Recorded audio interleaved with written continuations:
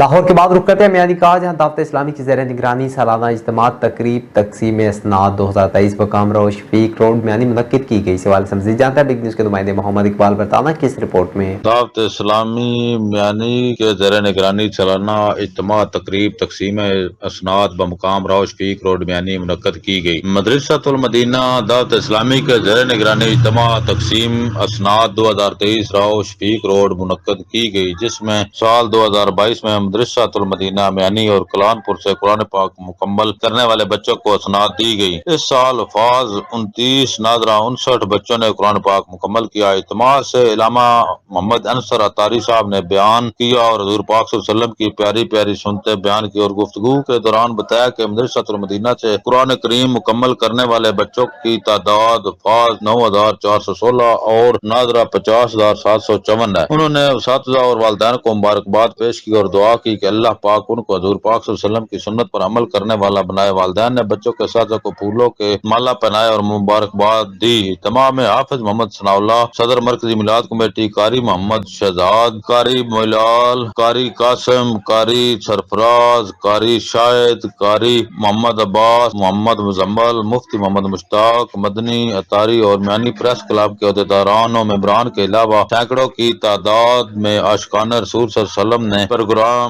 میں شرکت کی۔ پروگرام کے آخر پر ملک کی سلامتی کے لیے خصوصی دعا کرائی گئی اور لنگر کا بھی وسیع انتظام کیا گیا۔ کیمرہ مین ٹیم کے ساتھ محمد اقبال برطانہ، بگ نیوز میانی۔